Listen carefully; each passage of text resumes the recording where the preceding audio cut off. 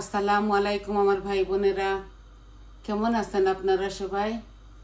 আমি তো আলহামদুলিল্লাহ ভালো আছি। আজকে আমি একটা কারি রান্না করব, আর আমি পাবদা মাছ রান্না করব সরিষা বাটা দিয়ে। তো আমি এখন বাগারটা বসিয়ে দিচ্ছি। আমি তেল দিয়ে দিছি আর এই ফ্রাই প্যানের মধ্যে। আর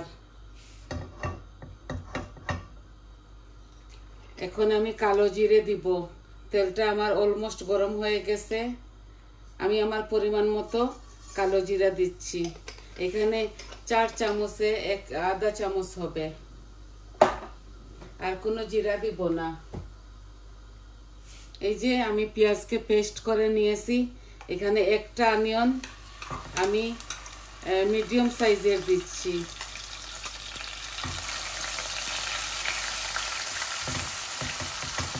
আপনাদের ভালো লাগবে।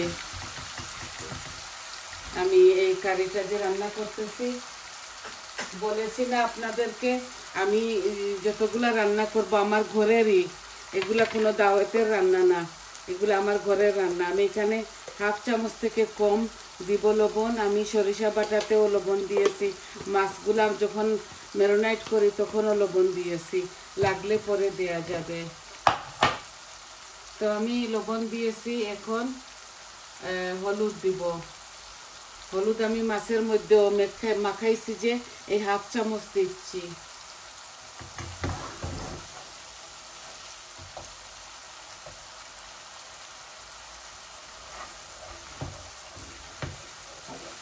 এটা শর্টকাট একটা রান্না, একদম এই শর্টকাট।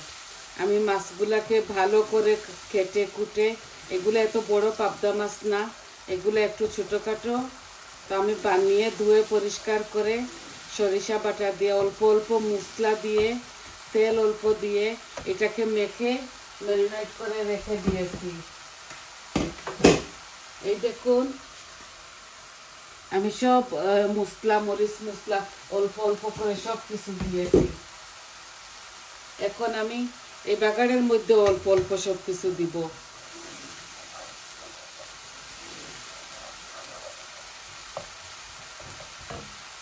আমার অনিয়নটা হাফ কুক হয়ে গেছে। এখন আমি হলুদ তো দিয়ে দিয়েছি, আমি অল্প মরিচ দিব। মরিচ আমি অলরেডি 1 চামচ দিয়ে দিয়েছি, এখানে হাফ চামচ দিচ্ছি। আর কারি পাউডার আমি হাফ চামচের মতো দিব, আর ধনিয়াও আমি হাফ চামচের মতো দিব, কারণ আমি ওইটার মধ্যে সব কিছু দিয়ে দিয়েছি। আমি অল্প অল্প করে মরিচ মশলা দিয়েছি এখানে, ওইখানেও আমি সেম সেম দিয়েছি। আমি জানেন তো আপনারা, আমি এত বেশি মরিচ মশলা খাই না। আমার তরকারি এত পাতলাও না, এত ঘনও না, আমি মিডিয়াম খাই। আর কাঁচামরিচ আমি 4টা কাঁচামরিচ আমি সরিষা বাটা করার সময় ব্লেন্ডার করে নিয়েছি, তাই এত বেশি মরিচ দিচ্ছি না। সরিষা বাটা দিয়েছি তো দেখতে একটু হলুদ হলুদ লাগবে। এই আমি মরিচ মশলাগুলা আমার পরিমাণ মতো দিয়ে দিয়েছি। আর এগুলাতে, এই সরিষা বাটার এই কারিতে এত বেশি কিছু দিতে হয় না। এখন শুধু মাছটা যখন হয়ে যাবে, নামাবার সময় ধনে পাতা দিব। আপনারা চাইলে অনেকটা কাঁচামরিচ থালি করে দিতে পারেন, আমি দিচ্ছি না, কারণ আমি তো ঝাল কম খাই। আর আমি 4টা কাঁচামরিচ যখন ব্লেন্ডার করি সরিষা, তখন আমি সরিষা পোস্ত দুটোটা আছে এটার মধ্যে। একটু পানি দিচ্ছি, মশলাটা যেন পুড়ে না যায়। আমি তেলও এত বেশি দেই নাই, আমি 1 চামচ মেজারমেন্ট, এই বড় চামচে 1 চামচ দিয়েছি।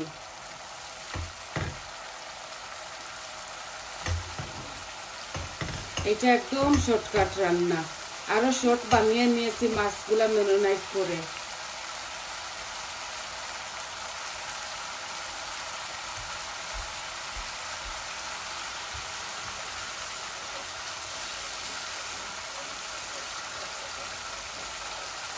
শুধু কালো জিরা দিয়েছি ফোড়নে, আর মিডিয়াম সাইজের একটা পেঁয়াজ দিয়েছি, অল্প অল্প মশলা দিয়েছি, আপনারা দেখলেন তো।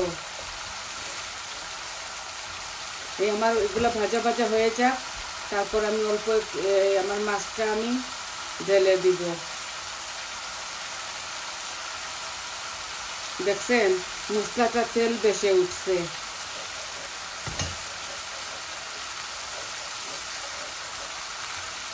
আমি এই তরকারিতে বেশি পানি দেব না, মাখা মাখা করে এটা আমি রেঁধে ফেলব। এই একটা কারি নিয়ে আসছি আপনাদের মাঝে।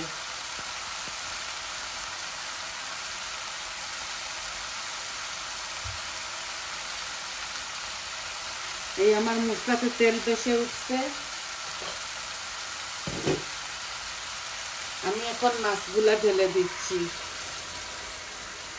বিসমিল্লাহ। এখানে মিডিয়াম টেবিল স্পুনে 2 টেবিল স্পুন সরিষা পোস্ত বাটা আছে।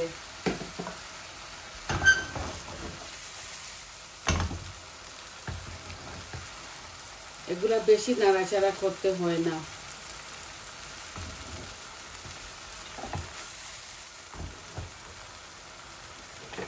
আমি সাথে সাথে ঝোলের পানিও দিয়ে দিব।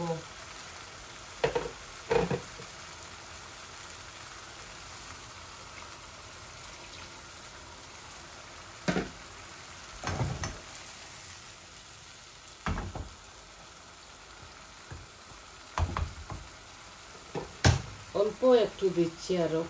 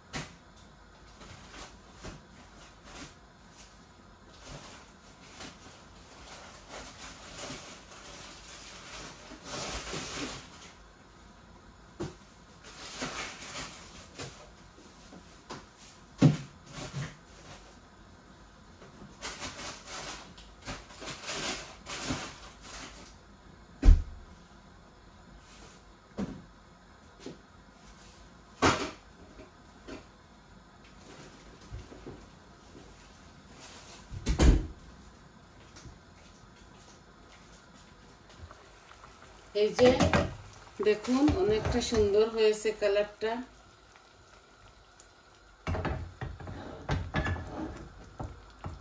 আর অল্প একটু পানি দিয়ে দেই, বেশি গাঢ় গাঢ় লাগতেছে।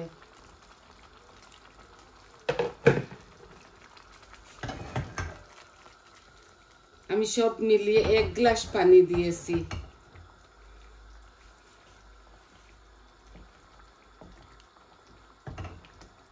আমি এটা কড়াইয়ের মধ্যে এই জন্য রাখতেছি যাতে মাছগুলা না ভাঙে।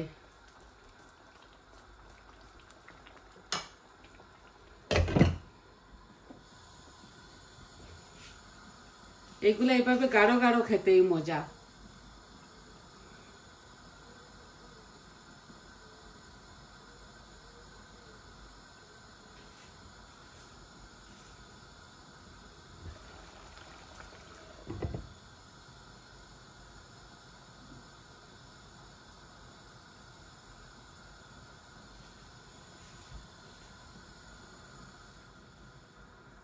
আমি মিডিয়াম ফ্লেমের মধ্যে নিয়ে আসছি। এখন আমি একটু ধনে পাতাও দিয়ে দিব একসাথে। সব মাছগুলাকে আর নাড়াচাড়া করবো না। অনেকে সরিষার তেল দিয়ে রাঁধে, আমি সাদা তেল দিয়ে রাঁধতেছি। আমার একটু গ্যাসের সমস্যা হয় বেশি সরিষার তেল খেলে। এখানে সরিষা বাটা দিয়েছি, তো সাদা তেল দিয়ে রান্নাটা করে ফেলছি।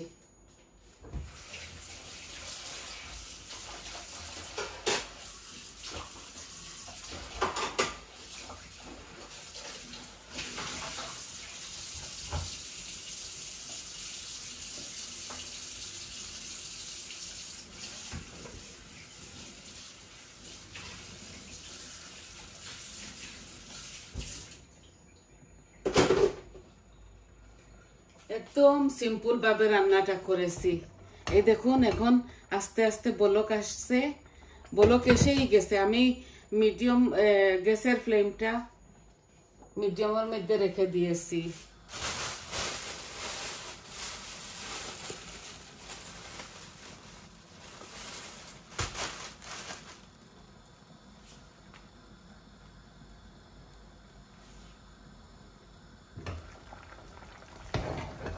এই দেখুন আমি বেশি নাড়াচাড়া করব না এটাকে, এগুলা এইভাবে হয়ে যাবে একদম ইলিশ মাছের মতো।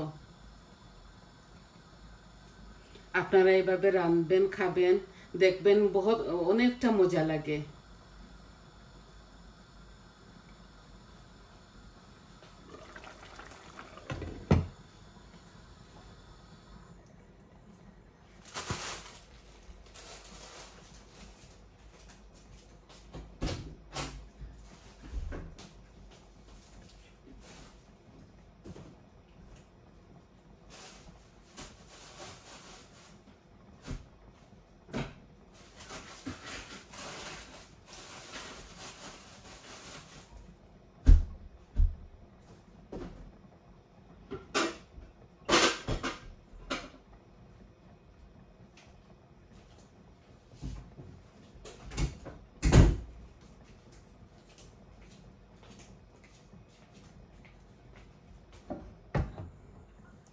একদম কম মশলা দিয়ে আমি এই তরকারিটা রান্না করছি। এই দেখুন অনেক সুন্দর একটা ঘ্রাণ আসতেছে, আর খেতেও অনেকটা মজা লাগবে। তো আজকে এতটুকু দেখাবার ছিল। তো আপনারা আমার পাশে থাকবেন, আমার চ্যানেলটাকে সাবস্ক্রাইব করবেন, লাইক দিবেন, কমেন্ট দিবেন আপনাদের কেমন লাগলো। আর এটা পাবদা মাছ, খুবই সহজভাবে এগুলা রান্না করি আমরা। তো সবাই ভালো থাকুন, সুস্থ থাকুন। আজ এই পর্যন্ত, তাহলে আসি। আসসালামু আলাইকুম।